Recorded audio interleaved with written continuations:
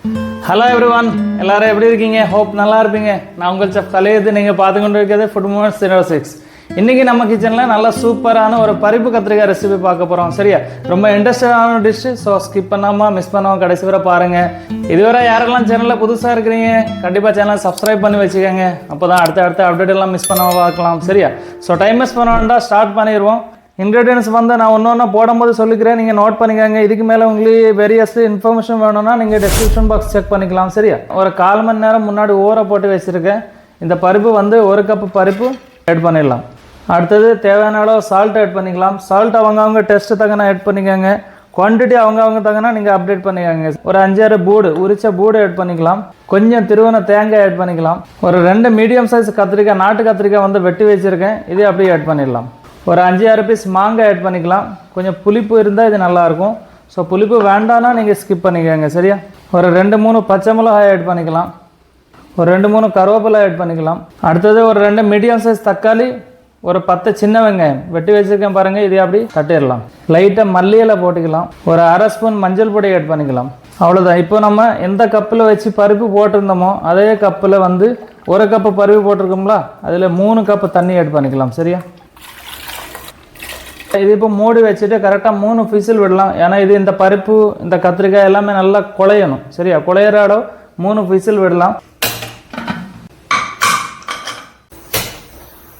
Next வந்து மண்சட்டி வச்சுருக்கேன் பாருங்கள். எனக்கு ரொம்ப பிடிச்சது. நீங்கள் இருக்கிற பாத்திரம் யூஸ் பண்ணுங்க, பிரச்சனை இல்லை. இது வந்து விசில் வரட்டும். அதுக்குள்ளே இது வந்து தாளிச்சிடலாம். தாளிக்கிறதை வந்து ஃபஸ்ட்டு தேங்காய் எண்ணெய் யூஸ் பண்ணிக்கோங்க. தேங்காய் எண்ணெய் தான் ரொம்ப பிரமாதமாக இருக்கும். ஒரு 50 ml ஆயில் ஊற்றிருக்கேன். இதில் இப்போ லைட்டாக கடுகு ஆட் பண்ணிக்கலாம். அதே மாதிரி லைட்டாக ஜீரகம் ஆட் பண்ணிக்கலாம், 1 கரண்டி அளவு. அடுத்து 2 பச்சை மிளகாய் ஆட் பண்ணிக்கலாம். கொஞ்சம் கருவேப்பிலை ஆட் பண்ணிக்கலாம்.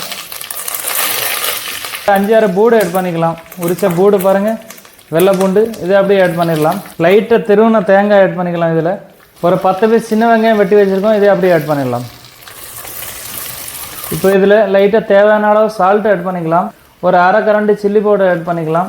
லைட்டாக மஞ்சள் பொடி ஆட் பண்ணிக்கலாம். அடுத்து லைட்டாக மல்லிப்பொடி ஆட் பண்ணிக்கலாம். அவ்வளோதான். Okay, super. இது லைட்டாக வதக்கினோடனே நல்ல மணமாக இருக்குது. அந்த ஸ்பைசஸ், அந்த தேங்காய் எண்ணெய், அந்த பூடு எல்லாம் வதக்கினோடனே நல்ல மணமாக இருக்குது, சூப்பராக இருக்குது. இதில் தண்ணி எதுவுமே எக்ஸ்ட்ரா ஆட் பண்ண வேண்டாம். ஸோ வெல், இந்த பருப்பு கத்திரிக்காயும் பாருங்கள், அவிச்ச பிறகு நல்லா 3 விசில் விட்டு பிறகு நல்லா குழஞ்சி போயிருக்கு.